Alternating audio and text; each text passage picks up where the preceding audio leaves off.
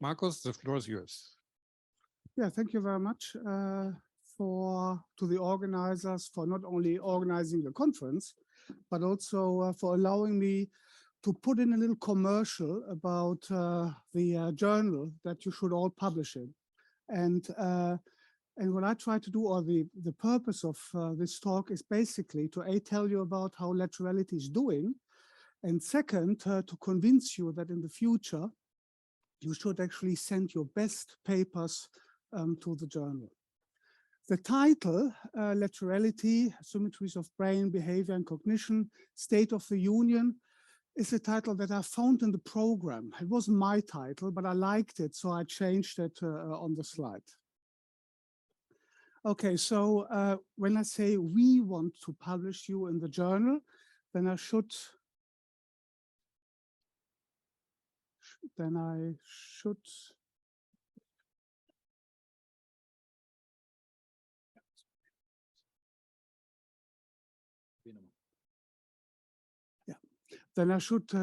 say who I actually mean with we. We means the editors of the journal. So Gina and Leslie, co-editors who unfortunately can't be with us, so they are still down under.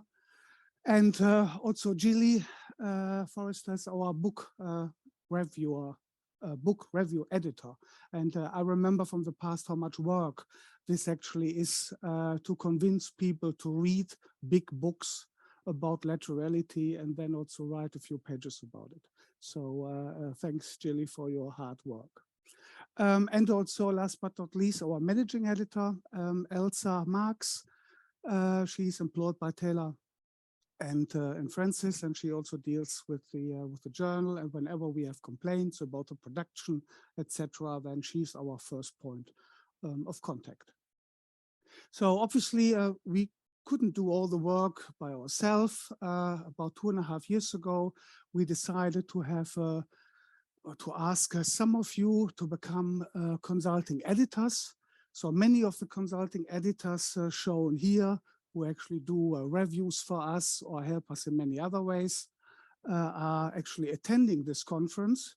So for example, Nick Badcock is, for example, one of them. He's here. Elisa is here. Ton, Marco, Martina is here. Sebastian, of course, Sylvia, Carsten. He, is that correctly pronounced, right? He, and René and Lynn. So you can actually see that, why we picked these people, because they obviously really care about laterality and to come to this meeting and support us in many other ways as well. I should also not forget the editorial board. There are also, some of them are actually here, like Alan, for example, and also Mike, and last but not least, also the founding editor of the journal, which is, of course, Chris. So the conference would not be the same without Chris. Actually, where's Chris? Oh, he found the barbecue outside. Okay. Okay, so so just let me tell you briefly. I try to make it really short to tell you how laterality is actually tracking.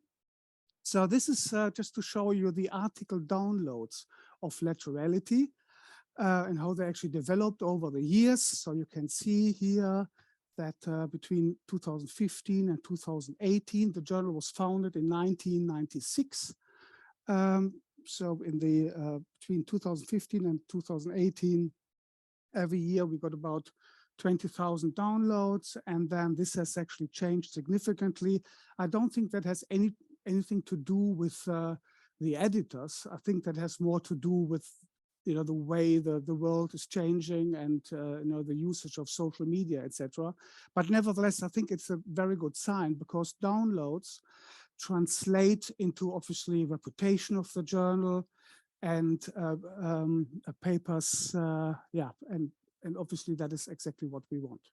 So last year, 60,000 downloads of our papers, which is a lot, especially when you take into account the number of papers we actually publish. So obviously, when you're a big journal and you publish several hundreds of papers, then 60,000 might be maybe not so much. But when you actually publish 40 to 50 papers every year, then 60,000 downloads is actually quite significant. So these are the most read and most downloaded articles in the past 12 months, not 12 years, past 12 months. So you can see here all papers from 2022. So the top one here from Paul Rodway, a paper on motor behavior. It probably got downloaded quite often because people probably wanted to find out what is actually meant by masturbation laterality. I must say, the paper is not as dodgy as it might sound like. It's a really excellent paper on motor behavior, so I can strongly recommend to download it. Okay, and so the reason why I show you this slide here is I've highlighted all open access journal, and I know this is of course a funding issue. You need to have funds to do that, but actually, and that's also, I mean, as this slide here shows, so if you publish open access, then you get more downloads. You get actually 7 times more downloads on average, like a non-open access paper. And also you increase the chance to get cited by 95%, which is actually quite a lot. Okay, so the most read articles of all times, that refers to the past 3 years. That is actually how the Laterality Publishing Report calculates this. On top, Markus' paper, who published this with Kenneth, and I was also involved, got downloaded 80,000 times.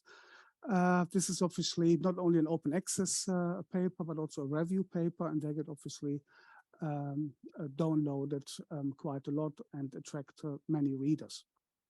But there are also other people that, who you actually know, like René, for example, with his primer on dichotic listening is also a wonderful read that you should all download it if you haven't done so yet, and many more. So you will actually see that quite a few of these authors listed here are actually always attending the meeting. So there are not only downloads that the Taylor and Francis looks at, they also look at other measures like the altmetric analysis, which takes into account how frequently papers are actually mentioned in the social media. And maybe not surprisingly, the review article on cognitive sex differences in hemispheric asymmetry was actually discussed quite often in the social media. But what's also interesting, and maybe even more interesting, is when you actually look at the other top 4 papers here, some of them are actually 10 years old, and they are still heavily being discussed in the social media, which is obviously, which shows you how important these papers are, which is, I think, really amazing. So where are our papers downloaded?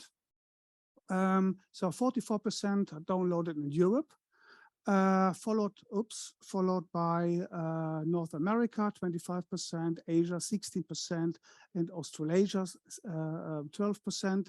That's probably Mike and a few others. So it just shows how diverse our readership is, which is also, I think, a really good sign.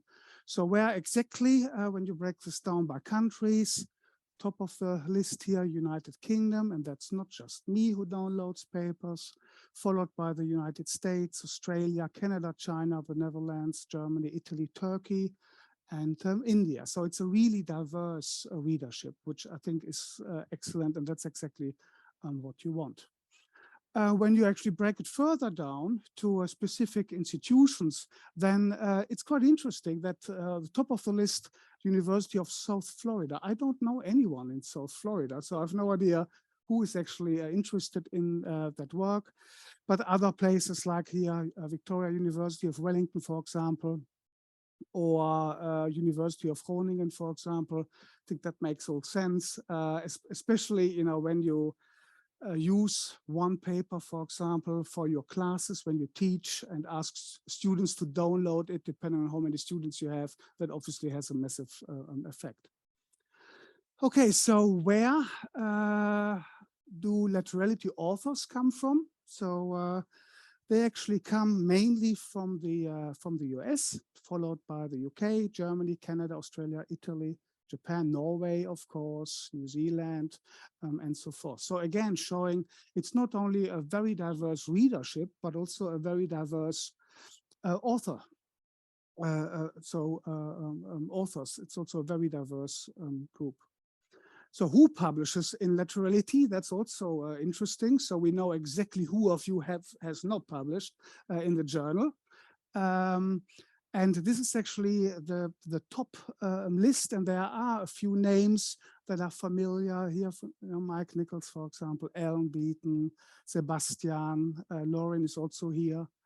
Yeah, Daniel, and the front runner is Anuka, who published actually in her career so far 20 papers in Laterality, which I think is pretty amazing. And yeah, thanks very much, Anuka, wherever you are at the moment. Probably writing papers for Laterality. Okay, so the top 10 cited papers of all times.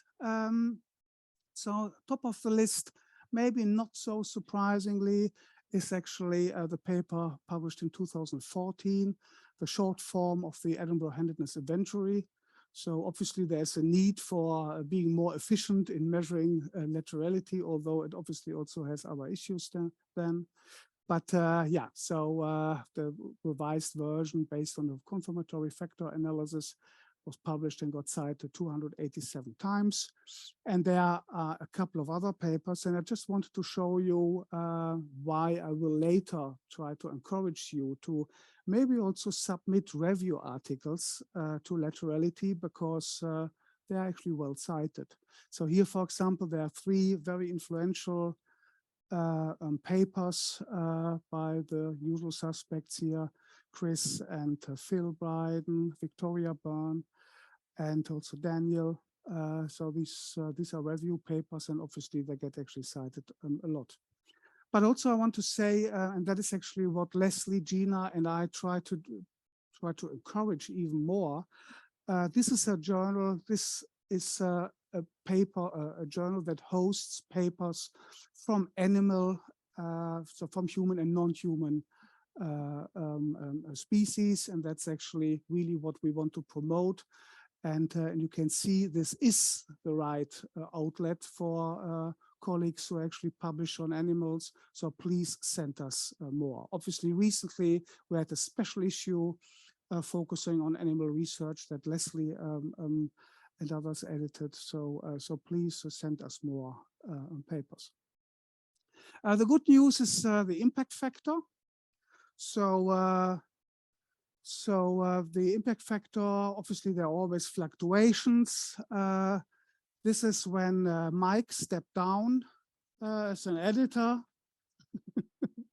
So in the following year, then the impact factor was doubled, and actually last year we actually made it to cross the critical threshold of an impact factor of 2, which hopefully has some psychological effect to convince even more of you to submit your papers to the journal.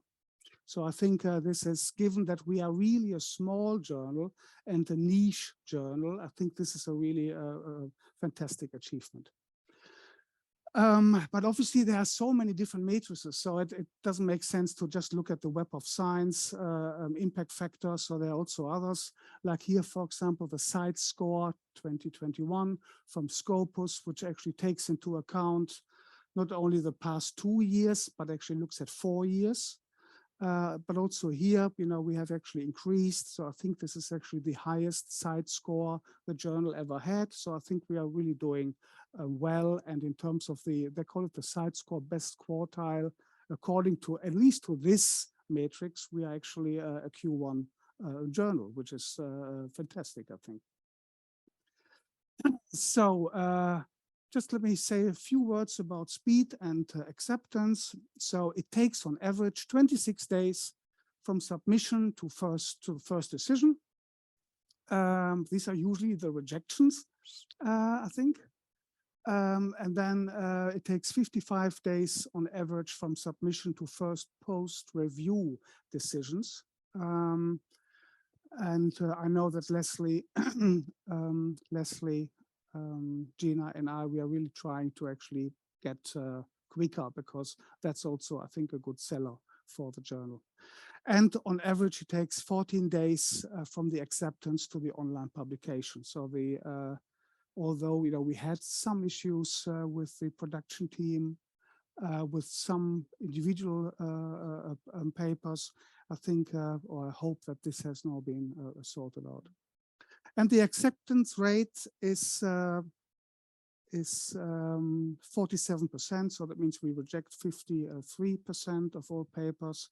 Gina always blames me. She reckons I'm too harsh.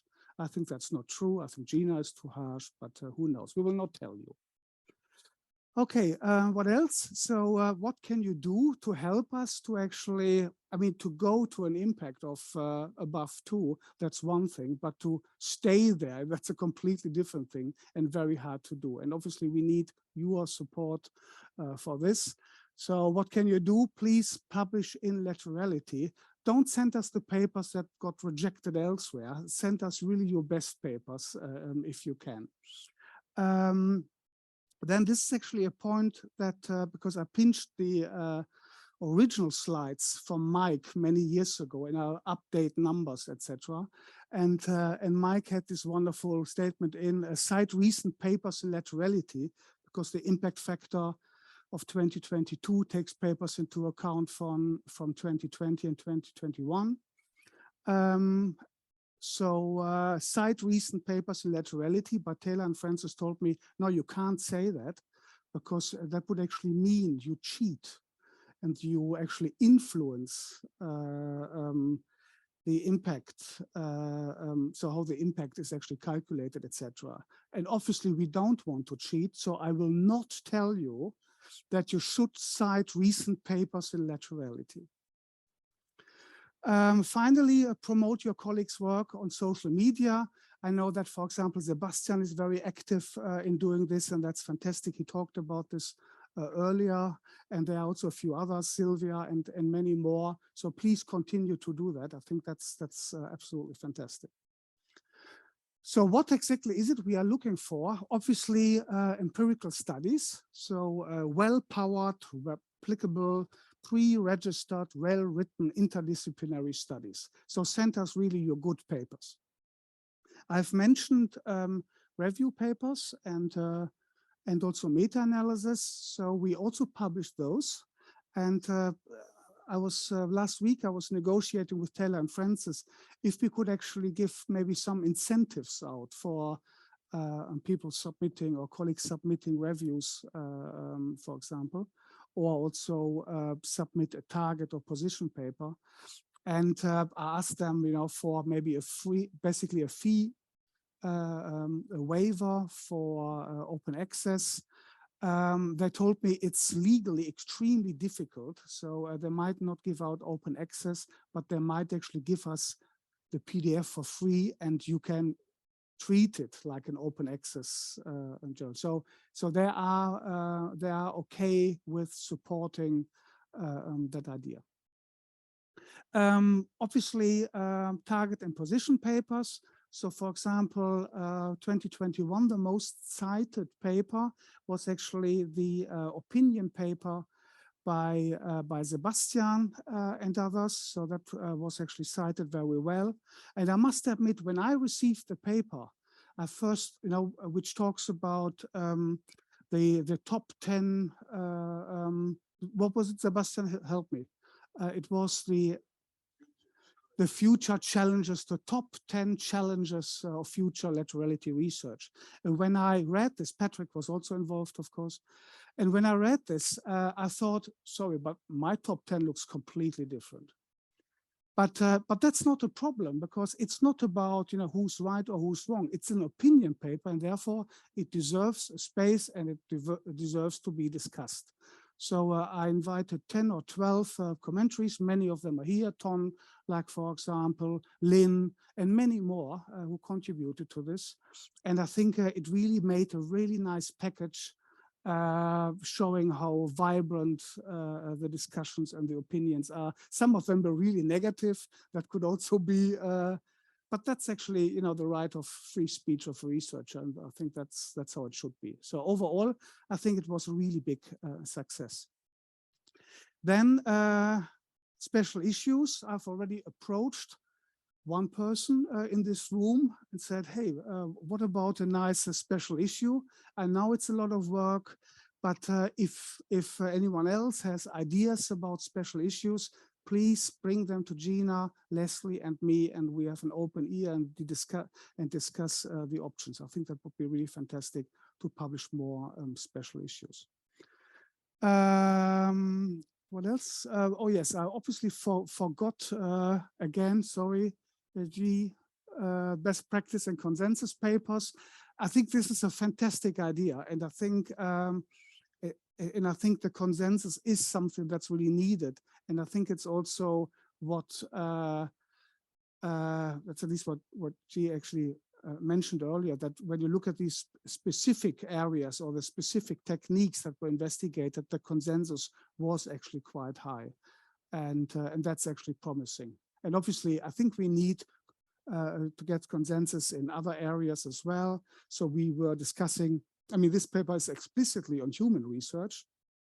So think about, you know, maybe to find consensus on laterality matters in non-human species. I think that is, for example, something that would be fantastic if you could also publish that in our journal. And I'm sure G is very happy to give some advice how to do, you know, a proper consensus study.